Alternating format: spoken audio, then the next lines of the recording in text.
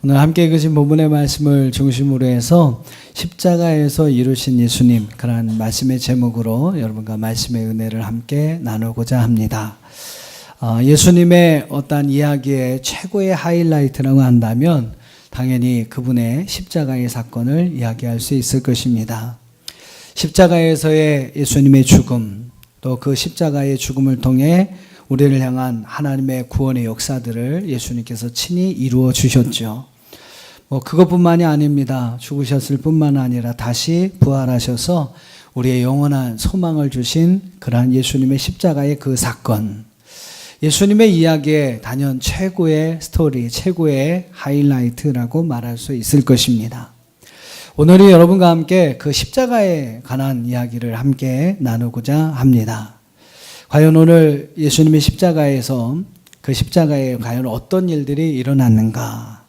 오늘 본문의 말씀을 중심으로 해서 예수님께서 십자가에서 이루셨던 세 가지 일들을 우리가 함께 살펴보면서 오늘 말씀이 오늘 우리에게 주시는 그러한 은혜를 함께 나누고자 합니다. 자, 예수님께서 십자가에서 과연 어떤 일을 이루셨을까?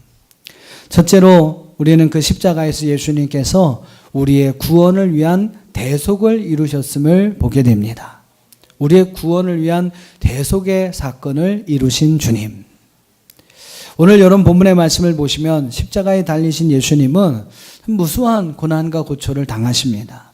오늘 본문의 말씀 말고도 그 앞에 부분의 말씀을 보시면 참 많은 수치와 모욕과 조롱을 당하시고 또 무수히 많은 고난과 고초를 주님이 당하시게 되죠. 33절과 34절, 오늘 본문의 말씀 33절과 34절의 말씀을 보면 예수님이 당하신 그 고난을 두 가지로 우리에게 이야기를 합니다. 33절을 먼저 한번 같이 읽어보겠습니다. 33절 시작. 온 땅에 어둠이 임하고 제 9시까지 계속 가더니, 예수님이 당하신 그 십자가에서 당하신 그 아픔, 고통, 그 고초를 어둠으로 표현을 하고 있어요. 그래서 예수님께서 십자가에 달리셨을 그때에 온 땅에 어둠이 임하였다. 그래서 그 어둠이 6시부터 9시까지 계속되었다. 여기서 제6시, 제9시는 바로 유대인들의 시간 단위를 이야기합니다. 오늘날 우리의 시간하고는 6시간 정도가 차이가 납니다.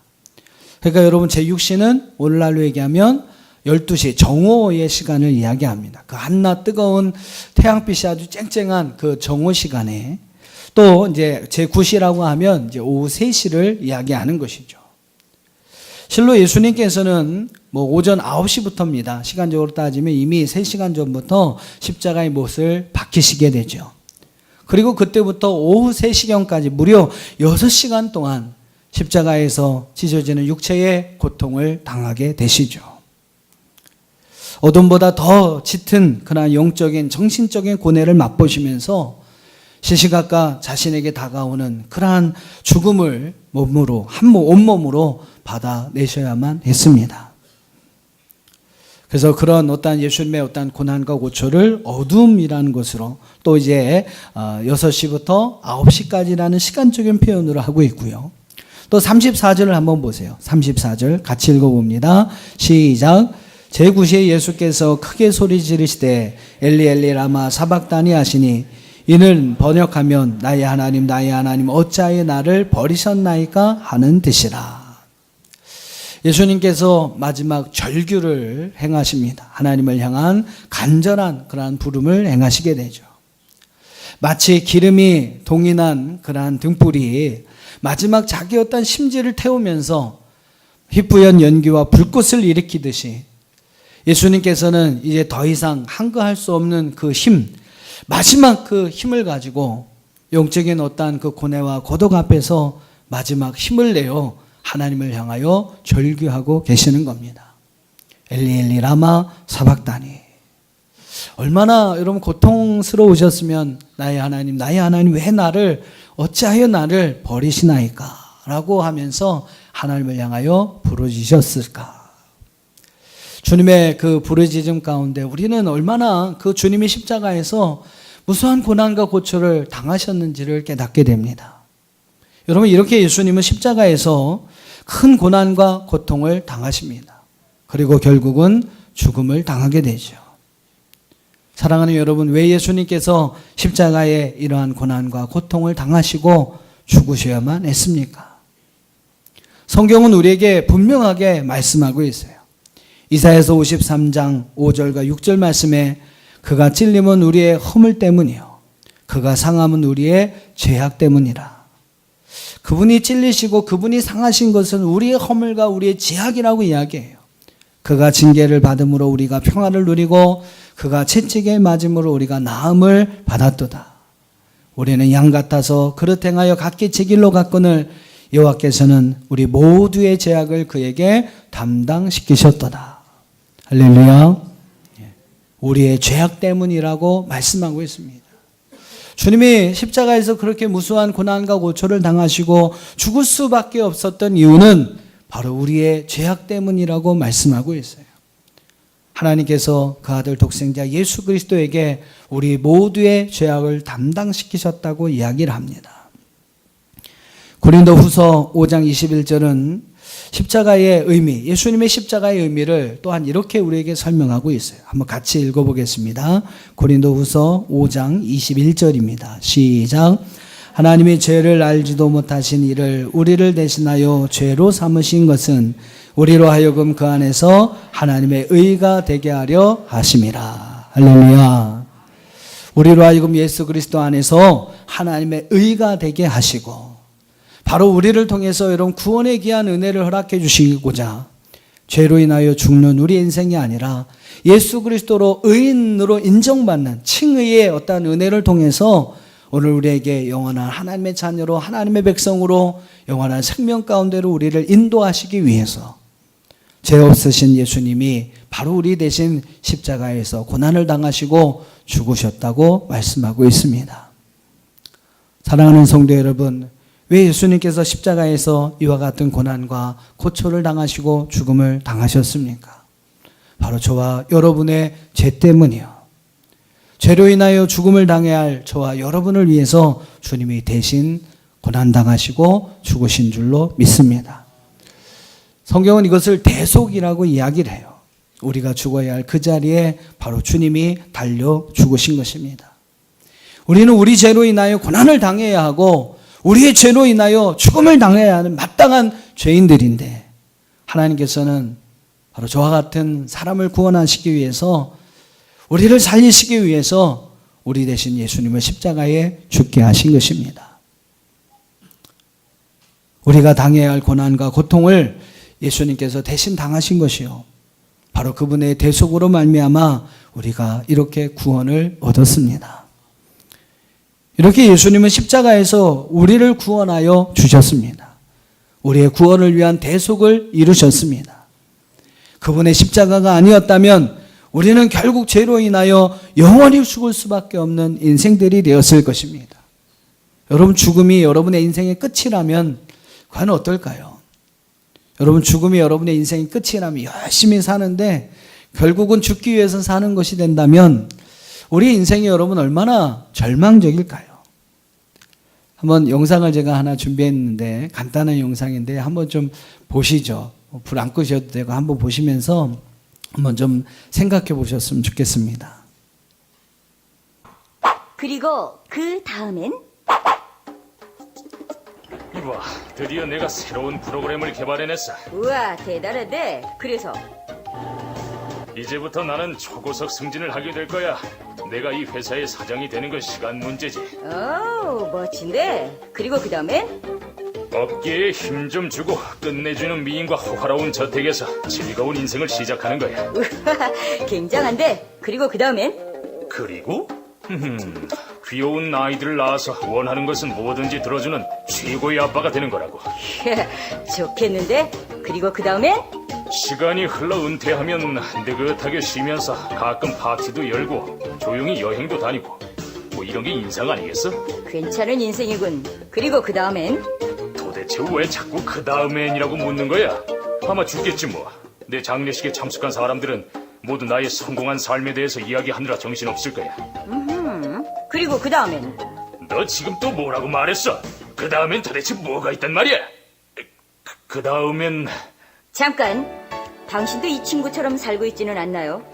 어떻게 보면 잘 나가는 것 같지만 이 짧은 인생이 끝난 뒤에 일어날 일에 대해서는 아무런 대책이 없다니까요. 많이들 말하지만 인생은 정말 짧다고요.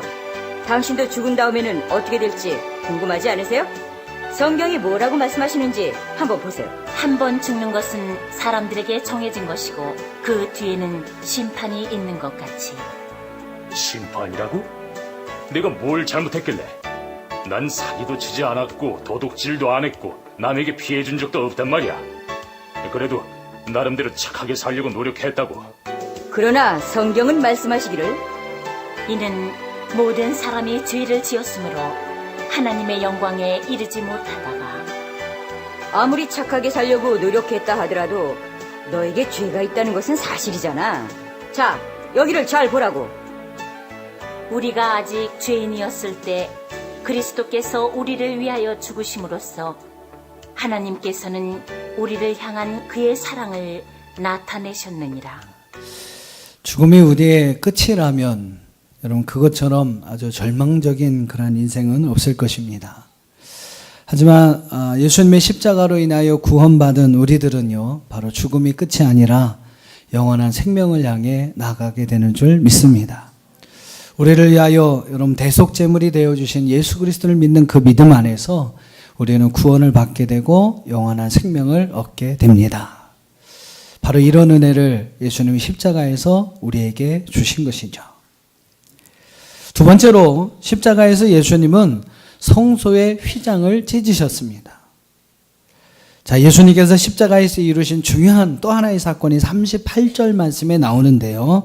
우리 한번 37절부터 38절까지 같이 한번 읽어보겠습니다. 자, 어떤 사건이 또 십자가에서 이루어졌는가? 37, 38 시작. 예수께서 큰 소리를 지르시고 숨지시니라. 이에 성소 휘장이 위로부터 아래까지 찢어져 둘이 되니라.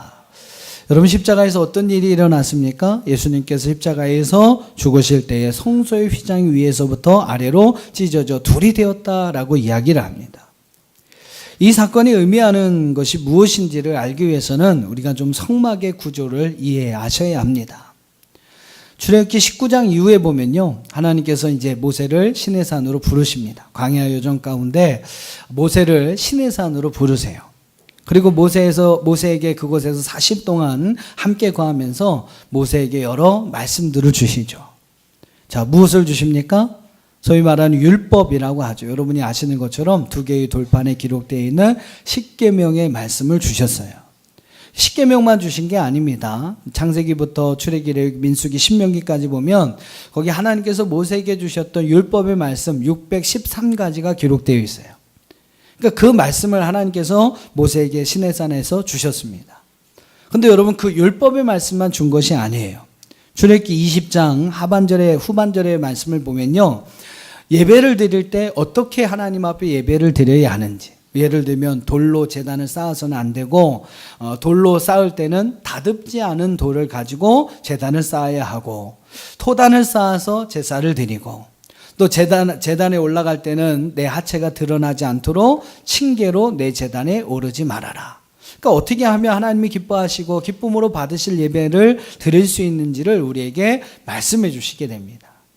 또 그것만 말씀하신 게 아니에요. 하나 또 중요한 것을 우리에게 말씀하셨는데 바로 성막에 관한 말씀입니다. 하나님께서 모세를 부르셔서 성막에 관한 그러한 설계 도면을 모세에게 주세요. 그리고 이제 출애굽기 35장 이후의 말씀 보면 그 설계 도면을 가지고 모세가 이 성막을 짓게 됩니다. 자, 그 성막을 지은 모습이 한번 여러분 화면 보여드릴게요. 예, 이런 모습입니다. 이게 바로 모세가 하나님께서 주신 그 설계 도면에 따라서 지은 그 성막의 모습이에요. 지금은 이제 요 가운데가 이제 성막이 되고요. 요 이렇게 울타리를 쳐 있는 요것이 성막이 되고, 그 울타리 주변에 이스라엘 백성들이 진을 치고 있는 그러한 모습입니다. 좀 자세히 보면 이런 모습으로 되어 있어요. 그래서 성막은 크게 세 부분으로 나눕니다. 여기는 성막의 뜰이라고 하고요. 요것이 바로 성소라고 합니다. 성소. 이 성소는 이렇게 기둥으로 되어 있고 널판으로 이렇게 칸막이가 되어 있고 그 위에 4개의 덮개가 쓰여지게 되죠. 자, 좀 자세히 보시면 이렇게 됩니다. 성소는 조금 더 자세히 보면 그 안에를 이렇게 두 부분으로 나누게 돼요. 그래서 성소와 지성소 부분으로 나누게 됩니다. 그러니까 이 성소와 지성소 부분을 나누는 이 부분이 바로 휘장입니다. 휘장. 그러니까 예수님께서 십자가에서 죽으실 때 성소의 휘장이 찢어졌다라는 것은 바로 요 사이에 있는 휘장을 이야기하는 거예요. 이것은 이제 지성소에는 성소와 지성소 여러분 이렇게 나눠진다고 말씀을 드렸죠. 지성소는요 아무나 들어가지 못합니다. 1년에 한 번 대제사장만이 자기의 어떠한 죄를 속죄하고 또 백성들의 죄를 속죄하기 위해서 이곳에 들어와요. 성소에 들어옵니다. 이 성소에는 법궤가 있어요. 법궤. 그리고 이 법궤의 뚜껑이 시은소라고 하는데 여기에 짐승의 피를 붓고 백성과 자신의 죄를 사하는 그러한 일들을 행합니다. 그러니까 이 지성소는 하나님의 임재를 상징하는 곳이죠. 그리고 하나님이 약속하셨죠. 이 지성소에서 내가 너희를 만나줄 것이고 하나님의 말씀을 너희에게 주겠다라고 하신 곳이 바로 이곳입니다. 근데 여러분 하나님께서 성막을 주실 때 그 당시는요 이 지성소는 아무나 들어갈 수 있는 곳이 아니었어요. 대제사장도 1년에 딱 한 번만 들어갈 수 있는 곳이었습니다. 그런데 여러분 예수님께서 십자가의 죽으심으로 어떤 일들이 일어나요? 바로 이 휘장이 찢어지게 됩니다. 이것은 여러분 무엇을 의미하냐면 참 중요한 그런 이야기를 우리에게 말씀하고 있는데 예전에는 아무나 들어갈 수 없는 지성소, 하나님을 만나거나 하나님 말씀을 듣는 것은 아무나 할 수 없는 일이었어요. 대제사장만이 할 수 있는 일이었습니다. 근데 여러분 그 휘장은 바로 성소와 지성소의 경계가 되었고 성소와 지성소, 제사장과 대제사장을 구별하는 하나의 표시가 되었습니다. 근데 여러분 예수님께서 십자가에 죽으실 때에 이 휘장이 찢어지게 되죠. 즉 성소와 지성소의 경계가 없어지고 제사장과 대제사장의 구별이 없어지게 된 겁니다. 이제는 제사장도 성소에 들어갈 수 있는 제사장도 지성소로 나갈 수 있는 길이 열리게 된 것이죠. 그리고 그곳에서 그 자신의 죄를 사함받고 백성들의 죄를 사함받을 수 있었고 속죄소 시은자에서 하나님을 만나고 또 하나님께서 이르시는 말씀을 직접 받아 들을 수 있는 길이 열리게 되었던 것입니다. 우리의 대제사장이 되시는 바로 예수 그리스도로 인하여 이제 우리는요 바로 하나님 앞에 나갈 수 있는 은혜의 길이 열리게 되었다는 것을 바로 오늘 38절은 우리에게 말씀하고 있는 것이죠. 히브리서 10장 19절과 20절 참 중요한 말씀인데요. 같이 한번 읽어보겠습니다. 히브리서 10장 19절과 20절 시작. 그러므로 형제들아 우리가 예수의 피를 힘입어 성소에 들어갈 담력을 얻었나니 그 길은 우리를 위하여 휘장 가운데로 열어놓으신 새로운 살 길이요 휘장은 곧 그의 육체니라. 예수님께서 여러분 십자가에서 자신의 육체를 찢으심으로 휘장 가운데 새로운 살 길을 우리에게 열어주셨다라고 말씀하고 있습니다. 그러니까 여러분 예수의 피를 힘입어서 이제 우리는 누구나 지성소에 나갈 수 있는 담력을 은혜를 얻게 되었다는 것이죠. 여러분 예수님께서 행하신 이 일, 휘장을 찢으신 이 일을 통해서 이제는 누구나 하나님 앞에 나갈 수 있는 은혜의 길이 열리게 되었던 것입니다. 자, 세 번째로 십자가에서 예수님이 행하신 일이 있어요. 세 번째 바로 그분은 그 십자가에서 선교의 길을 열어주십니다. 선교의 길을 열어주세요. 자, 39절의 말씀을 우리 한번 같이 읽어보겠습니다. 오늘 본문의 39절입니다. 시작. 예수를 향하여 섰던 백부장이 그렇게 숨지심을 보고 이르되 이 사람은 하나님의 아들이었도다 하더라. 예수님의 십자가의 죽음을 앞에서 본 이방인 백부장이 어떤 고백을 하고 있습니까? 이 사람은 진실로 하나님의 아들이었다. 이방인 백부장의 입에서 여러분 이러한 믿음의 고백, 신앙의 고백이 나왔다는 것이죠. 백부장은 로마 정부의 형집행을 위임받아서 예수님을 처형한 로마 병정들의 주의관이었습니다. 그런데 여러분 그가 십자가에 달리셔 고통당하시고 죽음당하시는 그 예수님의 모습을 보면서 믿음을 갖게 되었던 것입니다. 그 믿음이 여러분 어떤 믿음이에요? 그분이 바로 하나님의 아들, 예수님이 바로 하나님의 아들이시다라는 믿음을 갖게 되었던 겁니다. 언제 또 제가 기회가 되면 말씀드리겠습니다만, 모든 복음서, 마태, 마가, 누가, 요한복음의 말씀을 보면요, 그 복음서의 어떤 상황이나 환경, 분위기가 전환이 되는 그러한 하나의 시점이 나옵니다. 그 시점이 여러분 뭐냐면 바로 베드로의 고백이에요. 베드로의 신앙 고백을 통해서 이 복음서가 참 재밌게도 앞부분과 뒷부분이 구분이 됩니다. 나눠지게 됩니다. 그러니까 복음서를 보면 이 베드로의 고백에 의해서 그 앞뒤의 내용이 명확하게 구별이 되는 것을 볼 수 있는데, 그 여러분 베드로의 고백이 무엇입니까? 마태복음 16장 16절, 여러분이 너무나 잘 아시는 고백이죠. 같이 한번 읽어보겠습니다. 마태복음 16장 16절 시작. 시몬 베드로가 대답하여 이르되 주는 그리스도시요 살아계신 하나님의 아들이시니이다.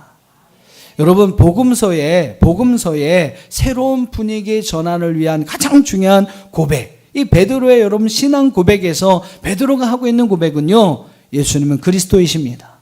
또한 예수님은 살아계신 하나님의 아들이십니다라는 고백이었습니다.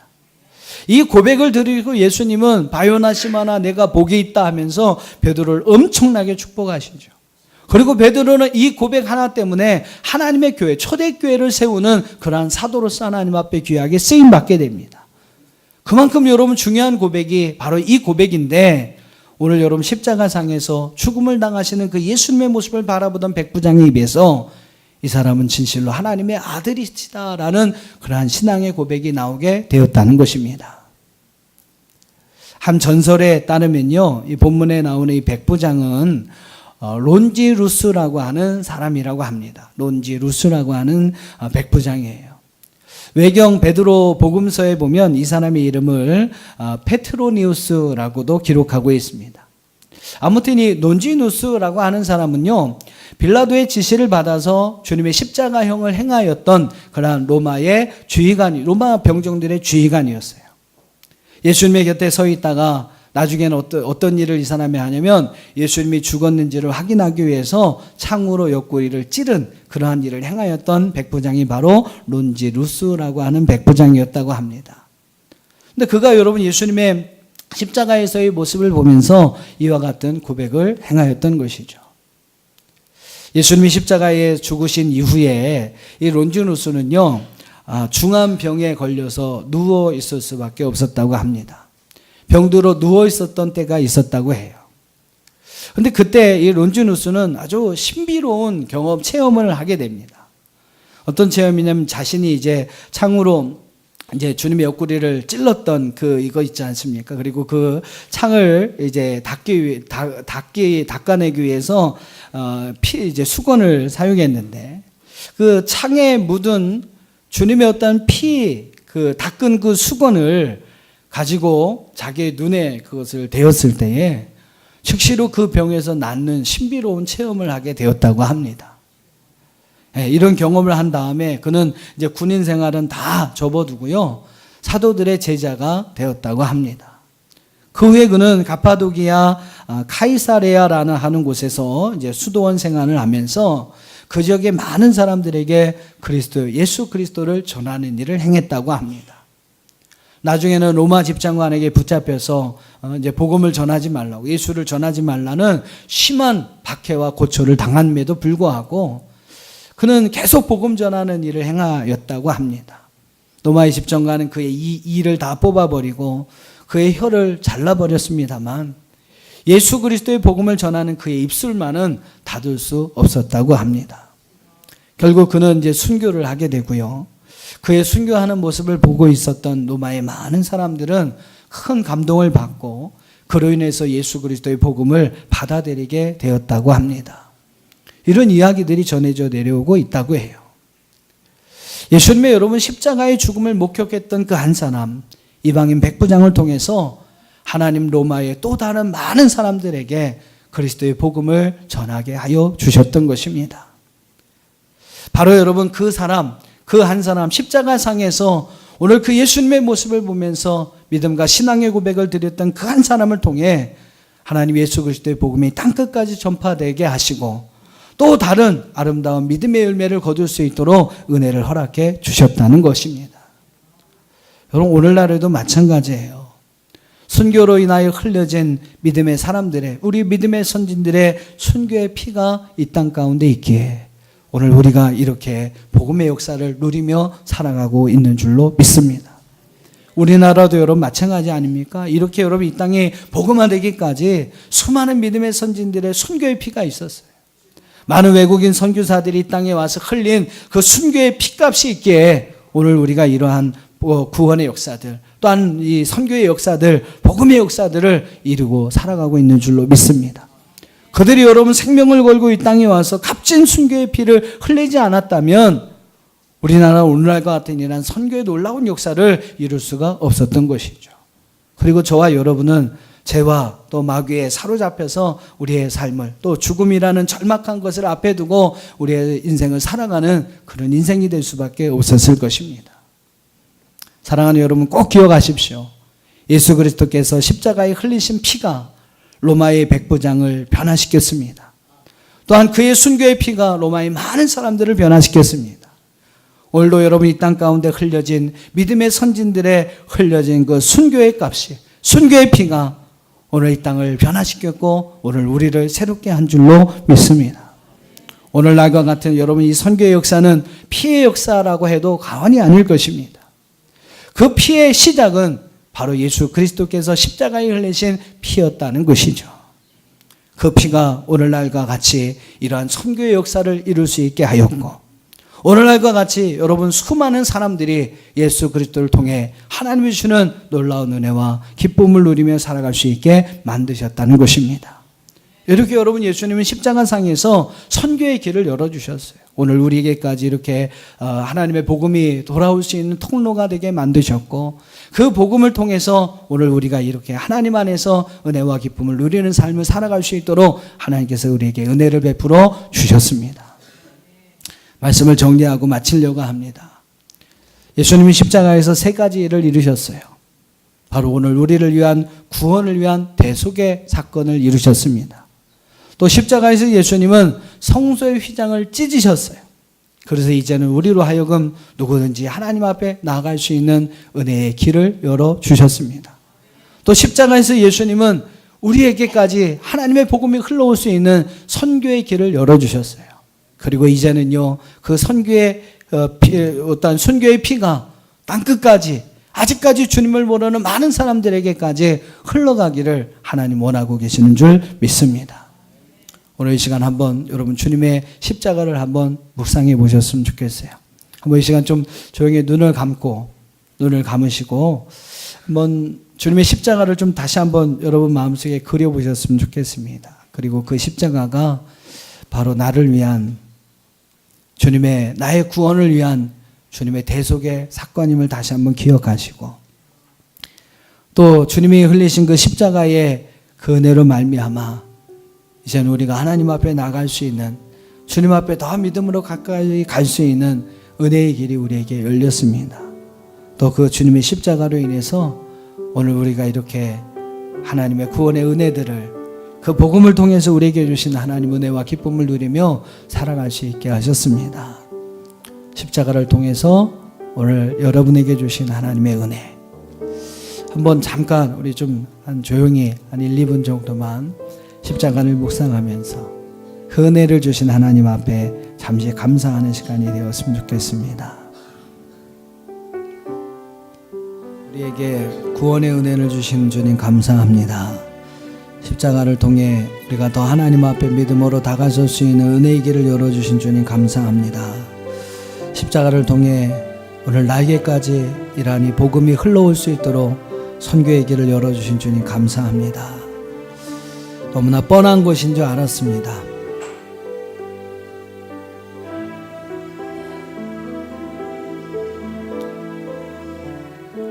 하지만 하나님 그 십자가의 은혜를 우리에게 주시고자 주님 너무나 많은 큰 고초와 멸시와 모욕과 고통을 당하신 것을 믿습니다. 하나님, 그것이 우리에게 주시기 위한 하나님의 큰 사랑인 것을 다시 한번 기억합니다. 주님의 십자가 바라볼 때마다 오늘 우리를 향한 주님의 큰 사랑을 깨닫는 저들 될 수 있도록 도와주옵소서. 감사함이 예수님 이름으로 기도하옵나이다.